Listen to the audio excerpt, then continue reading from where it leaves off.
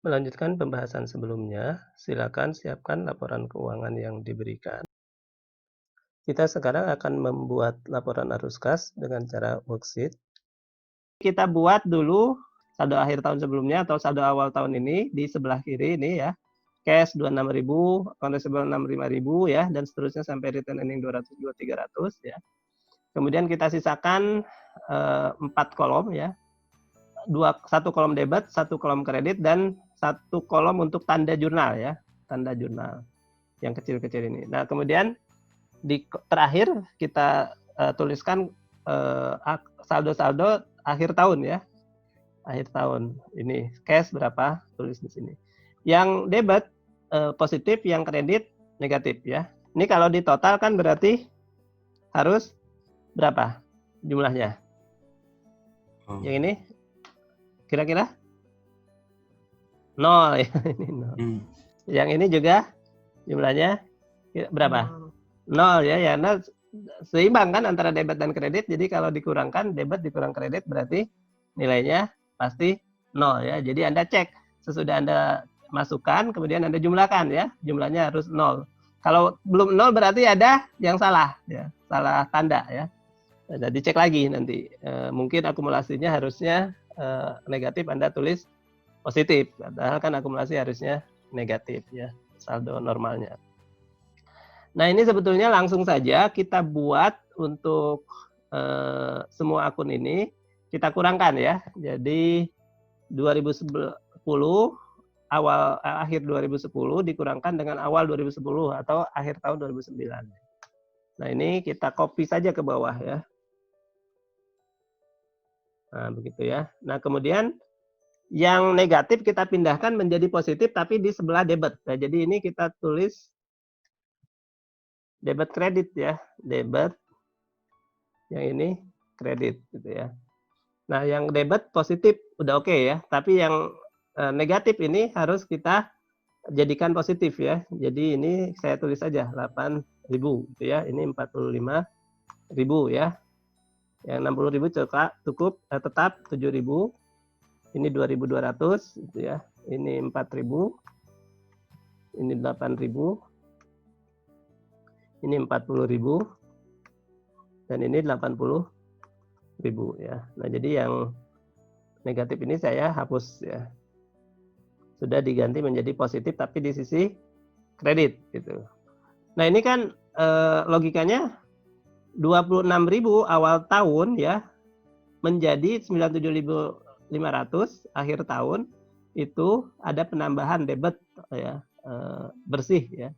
Mungkin ada kredit, ada debit gitu ya, tapi total penambahannya secara bersih adalah menambahkan di debit sebesar 71.500 ya di sisi debit. Account receivable juga ya dari 65.000 menjadi 74.000 berarti secara total transaksi selama setahun gitu ya bersihnya adalah di sisi debit 9.000. Nah, kalau yang kredit akumulasi depresiasi ya awalnya kredit 58.300 ya menjadi 7.000 ya menjadi 65.300 berarti bertambah kan kreditnya berarti kita tambahkan kredit 7.000 gitu ya. Jadi ini penambahan tapi di kredit. Dan seterusnya yang bond payable juga ya sama ya. Ini bond payable ini kreditnya kredit 150 menjadi kredit 100.000.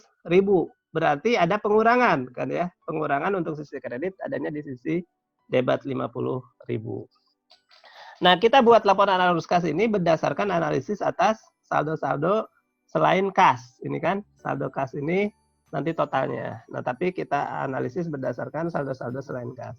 Nah, silakan teman-teman buka di bukunya ya, di appendix ya kalau tidak salah. Ini sama dengan kita kerjakan di buku. Nah, pertama kita buat net income-nya. Tadi kita sudah bahas tadi berapa net income? 108.000 ya kan? 108.000. Saya di sini kan nggak bisa pindah-pindah nih. Jadi teman-teman lihat informasinya di buku ya. Nah, ini 108.000 ini kita kasih identitas ya. Ini bukan jurnal tapi untuk mengetahui perubahan ya yang sudah kita jadikan laporan arus kas, perubahan saldo yang sudah kita jadikan laporan arus kas. Jadi netnya sih 80.000 ya, tapi ternyata tidak hanya net income yang mengubah dari 202 menjadi 282.300 return earning-nya itu. Tetapi ada, nah kita harus cek nih, lihat ada dividen payable ya. Berarti kalau ada dividen payable berarti ada dividen yang diumumkan. Waktu kita umumkan dividen itu jurnalnya gimana? Cash dividen pada dividen payable ya. Cash dividen pada dividen payable gitu kan. Nah, dividen payable-nya terus pada saat dibayarkan dividen payable pada cash gitu ya. Cash dividennya ditutup kan ke return earning ya. Jadi return earning cash dividend gitu ya. Nah, cash dividendnya berarti kita cek tuh di buku besar. Ya. Buku besar cash dividend itu berapa pada saat mengumumkan. Ya, sesudah dicek ya, kita tahu cash dividendnya itu waktu diumumkan jumlahnya adalah declared cash dividend 28.000 ya. Jadi ini dicek di buku besar ya, di T-account, di buku diberikan T-account untuk cash dividend ya. Ada declared cash dividend sebesar 28.000. Nah, declared cash dividend 28.000 ini kita kembalikan kan ya, return earning itu berubah. Nah, ini saya hapus dulu nih karena ini kan pertama ada dari net income kan, waktu kita tutup beban-beban kita tutup kan masuk ke return earning ya kan. Demikian juga pendapatan-pendapatan kita tutup masuk ke return earning. Itu netnya adalah 108.000 ya. Nah, padahal tadi kita tahu ini dari 202 menjadi 282 itu kan selisihnya 80.000 bertambah ya. Nah, berarti masih ada pengurangan nih. Tadi sudah ditambah 108 tapi karena net penambahan itu adalah berapa? 80 ya. Berarti kira-kira ini ada dividennya tadi ya 28.000 ya, 28.000. Dan jadi ada pembayaran dividen sebesar 28.000 ya, diumumkannya ya 28.000. Jadi ini B ya, kita tulis di kredit 28.000. Nah, tetapi ternyata yang diumumkan 28.000 dividen payable-nya ini tadinya kita ada 10.000 menjadi 14.000 gitu ya. Berarti ada penambahan hutang dividen payable ya kan? Kalau kita bayar 28.000 yang kita umumkan di tahun 2010 ini, berarti kita bayarnya 28.000 semuanya, dividen payable saldonya di sini harusnya berapa?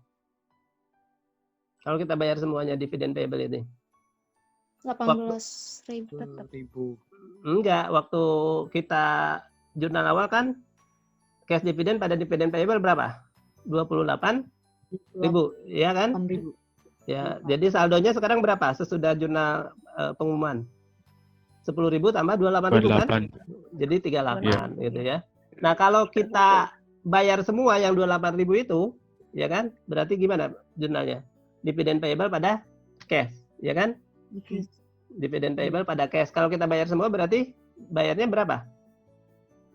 28.000 lagi. 28.000 lagi ya kan? Jadi saldo dividen payable-nya nanti akan tetap sebesar 10.000. Nah, ini masalahnya kita tidak membayar semuanya ya kan? Jadi kita umumkan 28.000 tapi kita bayar berapa kira-kira? Kalau saldo dividen payable-nya ternyata menjadi 14.000. 24.000 ya. Jadi ada kita koreksi nih yang 28.000 kita umumkan declared di cash dividend 28.000 itu kita koreksi dengan adanya saldo dividen payable yang bertambah gitu ya. Dari 10.000 menjadi 14.000 ya, sehingga kita kembalikan nih yang saldo dividen 14.000 ini menjadi dasar untuk kita mengkoreksi ternyata penerimaan dari dividen itu ya untuk financing activities bukan 28.000 gitu, meskipun dideklar 28.000 tapi 28.000 dikurangi 4.000 ya. Jadi nanti di financing activities kita laporkan penerimaan kas dari pengeluaran kas untuk cash dividen gitu ya. Bukan 28 tapi 24.000 ya. Karena apa? Karena dividen payable ternyata bertambah 4.000. Itu ya. Ini kita ternyata buat laporan arus kasnya tergantung nih. Kalau kita buatnya dari return earning kan lebih enak dari bawah ke atas ya. Ya pelan-pelan ke atas gitu ya. Nah, tadi kan 108, nah, ini 28 kan, tapi ada kaitan dengan dividen, kita loncat dulu ke sini. Nah, tapi jadinya laporan arus kasnya kita buat dari bawah dulu dari financing ya. Nah, tapi pokoknya nanti Anda tambahkan di sini langsung ya. Tapi kalau nanti Anda langsung bawah aja turun gitu ya. Tulis increase in dividend payable.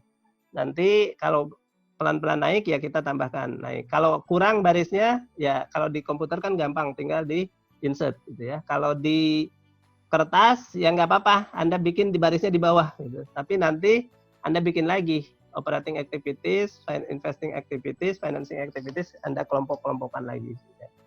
Nah, berikutnya adalah kita lihat karena kita mau naik ya, langsung sesudah return earning adalah common stock ya. Nah ini kita cek common stock dan paid in excess of capital common stock ini ya, ternyata ini pas ya. Di common stocknya bertambah dari 16.000 menjadi 24.000 itu hanya bertambah 8.000 ya. Di paid in capitalnya juga dari 80 menjadi 120 itu hanya dari satu kali transaksi, yaitu transaksi penerbitan saham ya. Jadi penerbitan saham ini kita dapatkan sebesar dana ya sebesar 144.000 ya. Di sininya issued common stock ya kita tambahkan saja ya.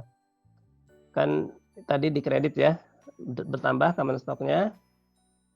Nah kita jurnalnya berarti kita masukkan semuanya dalam aktivitas financing sebagai debit ya, penambahan kas semuanya sebesar 48.000 ya, disatukan ya.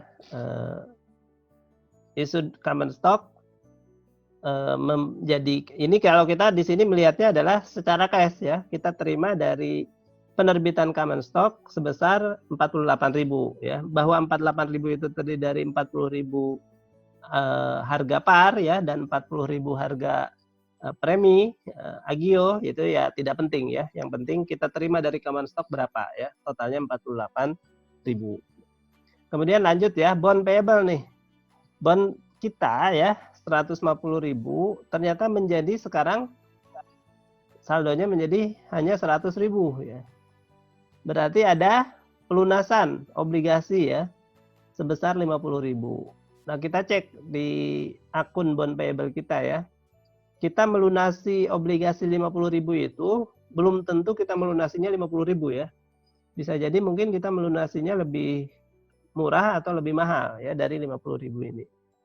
Nah, sesudah kita cek ternyata sama 50.000 ya kira-kira. Jadi bond payable ini kita carikan nih. Ini berarti cash paid for apa?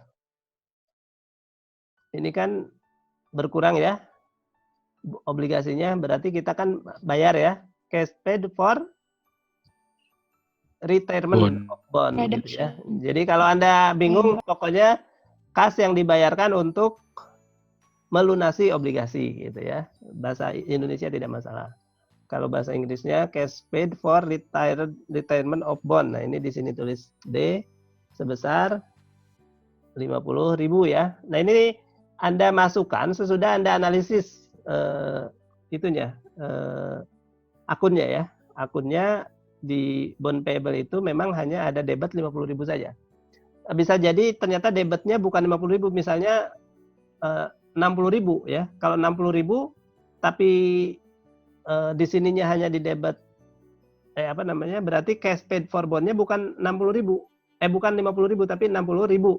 Nah, cuma Anda harus hati-hati nanti cek di operating activities ya. Pasti ada loss ya. Nah, kalau loss berarti jadi kalau 60.000 di sini, nah loss-nya harus di net income harus ditambahkan gitu ya, ditambahkan. Jadi kalau ini 60.000 kan cash paid for retirement of bond-nya 60 di sininya yang dilunasinya 50.000 ya, tapi yang dibayarkan untuk melunasi obligasi itu 60.000. Berarti ada penambahan ya, penambahan membatalkan pengakuan rugi dari penjualan obligasi gitu ya. Jadi di sini nanti ada loss on retirement of bond ya, ditambahkan gitu ya. Maksudnya ditambahkan berarti dulu kita akui sebagai loss, sekarang kita tambahkan balik ya ke net income supaya net income kita tidak termasuk loss itu, karena kita sudah mengakuinya sebagai pengeluaran ya untuk melunasi obligasi sebesar 60.000 ya. Nah, padahal yang obligasi yang dilunasi 50.000, berarti harus ada 10.000 ditambahkan di situ. Baik, itu obligasi sudah sama, kemudian naik lagi ke atas ya. Yang dividend payable juga sudah beres ya. Kita income tax payable nih sekarang ya. Income tax payable kita cek ya. Di income tax expense berarti ada pembayaran income tax yang lebih besar ya. Karena apa? Karena ternyata income tax payable-nya ya, dari 8.400 menjadi 7.900 ya. Jadi pengakuan income tax-nya kan misalnya ya, saya contohkan ya. Di sini income tax expense gitu ya. Nah, income tax expense kita dan income tax payable gitu ya. Jadi maksudnya saya mau menjelaskan, nah ini income tax payable. Income tax payable kita kan tadinya berapa?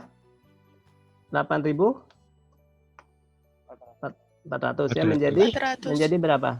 400. Menjadi 7.900 7.900 ya. Nah, jadi selama tahun tersebut ada income tax expense ya kan? Income tax expense-nya, terus ada kas kan dibayar. Di sinilah misalnya ya. Cash ya.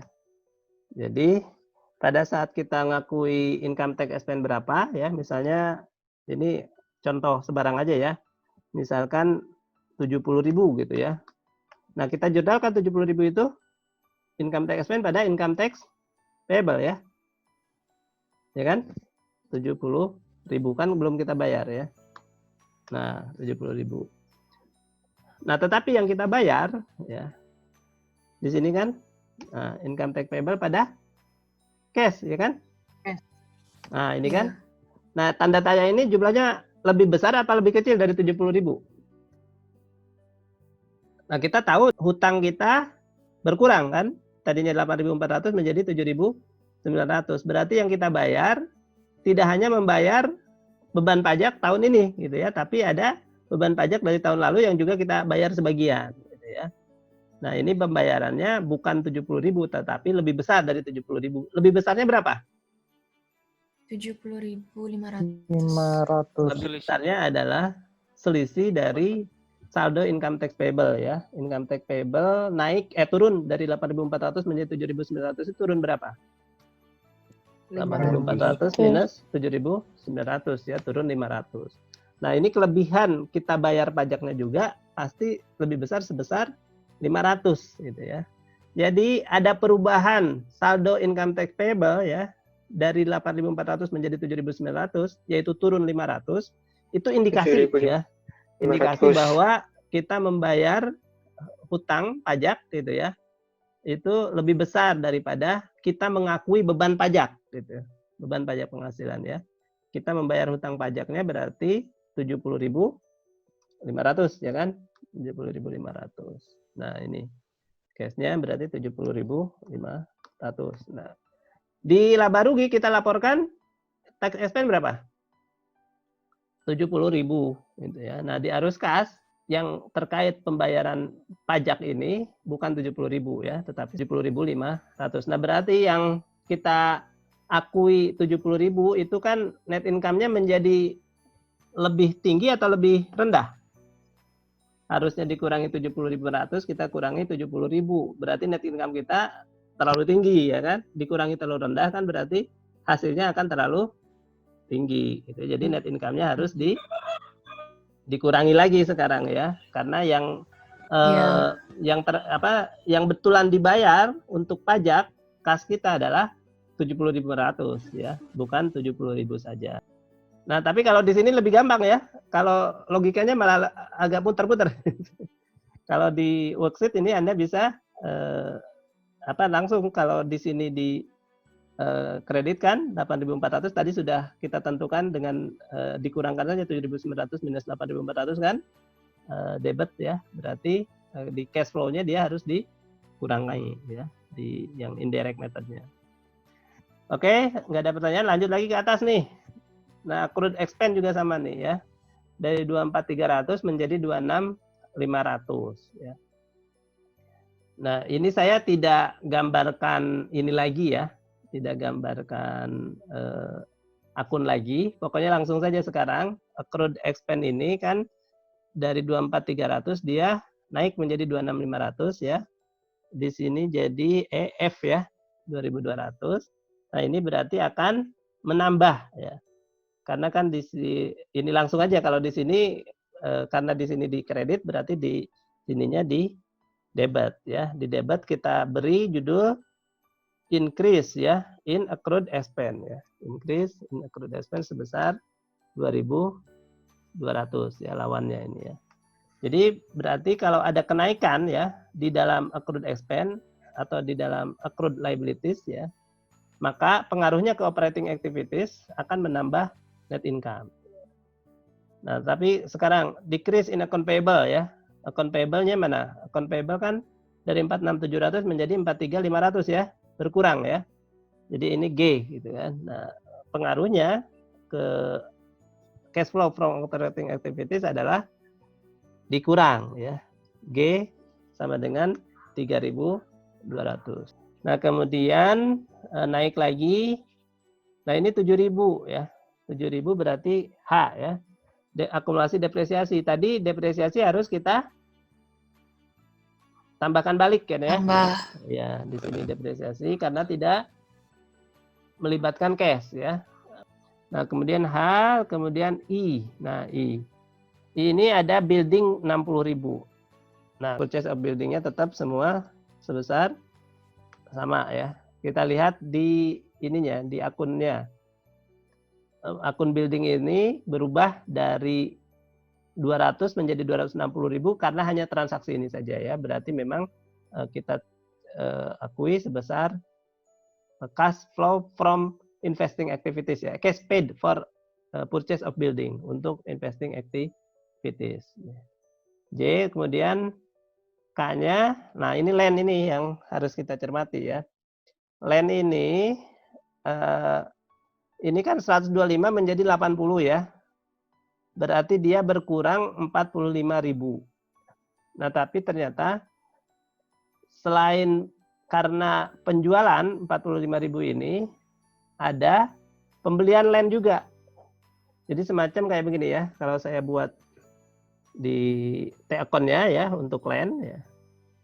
Jadi land ini saldo awal kan berapa? Sama dengan 125.000 ya. Saldo akhir menjadi sama dengan 80.000 ini ya. 80.000. Nah, ada gain sale of land ya. Gain ya. Sale of land ya. Sebesar sama dengan, nah ini kan ada di laporan laba rugi ya. Sama dengan 12.000. Berapa? Ya, 12.000. Terus ada cash penerimaannya ya. Penerimaannya sebesar, nah ternyata diterima cash-nya adalah katanya 72.000 ya. 72.000. Berarti karena gain 12.000 ya. Land ini yang dijual adalah 60.000 ya. 60.000. Jadi cash-nya yang diterima adalah 72.000 itu kan. Nah, jadi dia jurnalnya kan cash 72.000, land 60.000, gain on sale of land sebesar 12.000. Nah, tapi ini belum klop kan? 125 dikurang 60 berapa? 65.000 itu ya. Nah, ternyata kalau kita teliti land-nya ini ya, di akun land ada penambahan juga sebesar 25.000 gitu ya. Jadi ada apa ini? Purchase of land gitu ya. Nah, yang 15.000 nggak? 15 berapa? 25 15. 125 15.000 Pak. 15 ya. Dikurangi 80 ini harus berapa? Harus 45.000 ya. Jadi oh iya, ini harus 15.000 ya. Pak. Jadi 60 dikurangi 15.000 kan? 45.000. Nah, jadi ada purchase of land 15.000 yang baru kita tahu dari analisis akun land ya. Belum ya. Land-nya berarti 45.000 ini ada 2 ya. HI-nya berarti 60.000 ya. Ini untuk gain of sale-nya berarti dikurangkan ya? Dikurang, Pak. Iya, Iya. dikurangkan sebesar 12.000. Kemudian land-nya dikurang 60.000 ya. Cash-nya yang diterima cash from sale of land sebesar di sini. I sebesar 72.000 ya kan? 60 tambah 12 ya. I ini. 12 Iya. tambah 60.000 ya kan? Oke ya. Jadi yang pertama ini 7 minus 12 ya, 60.000. Nah, yang kedua adalah purchase of land ya, sebesar J, 15.000.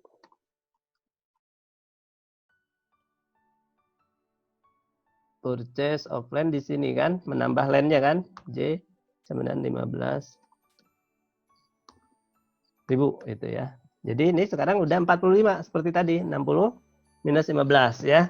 Itu net land-nya menjadi 45. Oke, nah kemudian inventories ya. Inventories JK ya. Ini berarti tinggal inventoriesnya berkurang kan? Langsung saja ditambahkan ya. Decrease in inventories. K sama dengan 8.000. Oke, terus naik lagi ya. Account receivable ya L ya 9.000. Nah, account receivable dikurangkan. Increase in account receivable L sama dengan 9.000 ya. Tinggal ini lihat penambahan atau pengurangan ya. Kalau di sini ditambahkan berarti di itunya dikurangkan. Nah, ini terus terakhir adalah IJKL M ya. M71500. Nah, yang 71500 itu di ujung di terakhir ya. Kita tulis di sini 71500. Nah, kalau sudah ini tinggal dijumlahkan. Yang atas kita jumlahkan ya. Seperti ini. Ya, saya jumlahkan dari sini aja. Yang bawah juga kita jumlahkan. Pas ya. Nah, yang ini juga kita jumlahkan ya. Nah, kalau sudah tinggal buat format laporan arus kas. Tapi kalau Anda buat dengan format worksheet ya, Anda tidak sempat buat laporan arus kas sesuai format juga tidak masalah. Saya kasih dispensasi ya. Ini manfaatnya Anda tidak ada yang terlewat ya. Soalnya susah kalau laporan arus kas itu ada yang kelewat. Nah, nanti nggak balance ya. Ini kan harus sama nih antara kas perubahannya 26 menjadi 97 itu kan selisihnya 71.500 ya. Itu harus sama dengan total perubahan di bawah ini ya. Jadi total ini 108 sampai dengan di sini ya. Dikurangi 71.500 ini kan sama dengan 71.500 ya. Debit dikurangi kreditnya itu netnya 71.500. Nah, jadi dengan cara worksheet ini tidak ada yang kelewat ya. Jadi lebih teliti ya. Cuma agak lama sedikit karena Anda harus, tapi ya sama aja kan, tetap harus bikin begini. Ya, jadi lebih kelihatan semua lah. Demikian, ada pertanyaan? Ini teknik membuatnya Izin ya. bertanya, Pak. Iya, silakan. Kalau yang buat operating activities, Ya. laba rugi, yang buat jual investment, jual PPE, terus sama jual common stock itu ditulis di operating semua, Pak, diakui di operating. Semua gain sama loss-nya. Jadi itu bukan diakui, masuk Mbak ke ya. operating ya? Jadi gain atau loss itu sudah dilaporkan di laba rugi. Iya kan? Iya, betul, Pak. Gain atau loss itu sudah dilaporkan di laporan laba rugi. Nah, tetapi gain on sale of land itu ya. Itu kalau di laporan arus kas masuknya di mana? Kalau gain on sale Iya, offline itu kan operating. dari penjualan kan, penjualan tanah, ya kan? Iya, iya. Nah, di Dari penjualan tanah investing. itu, Investing apa? iya investing gitu ya, investing. Nah, yang diakui di penjualan tanah itu hanya Gain kita on jual loss-nya. modalnya saja atau sudah termasuk gainnya? Sudah termasuk termasuk gini gainnya. Pak. Termasuk gainnya gitu ya. Jadi Hmm. bukan gain itu diakui di operating, tapi justru apa? Laba rugi itu harus kita hilangkan pengaruh gainnya gitu ya. Jadi gain itu kan kalau di laba rugi menambah, ya kan, menambah net income. Nah, kalau di sini harus dikurangkan dengan gain gitu ya. Kalau ada gain di net income harus kita kurangkan gitu ya. Kenapa? Karena gain itu sudah termasuk di investing activities ya. Kita akui sebagai kas yang diterima dari penjualan gitu ya. Penjualan apa itu? Penjualan gedung, penjualan tanah. Totalnya, bukan hanya yang modalnya saja gitu kan. Nah, karena di laporan laba rugi ada harus dipisah ya.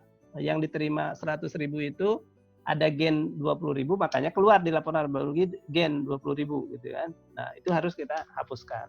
Jadi adanya gain di sini bukan dilaporkan di operating, tapi kita harus menetralisir ya pengaruh adanya gain dan loss di operating activity, di net income gitu ya. Nah, ini adalah menyesuaikan gitu operating activity. Gitu Mbak ya? Yang menyesuaikan di operating tuh Mm-hmm. semua gain on loss or loss kan Pak? Iya, Misal betul. gain on sale, yang investment penjualan investment juga kan? Iya. Gain. Jadi pokoknya Iya. yang di Terima operasi, kasih, Pak. iya sama-sama Mbak. Kan kalau kita jual investment, kita jual tanah, kita jual apapun gitu kan, itu kita akui sebagai laba di net income itu sebagai operating income nanti ya. Yang pokoknya di atas operating income itu semua pasti dilaporkan di operating activities juga. Nah, termasuk malah Terima kasih, income, Pak.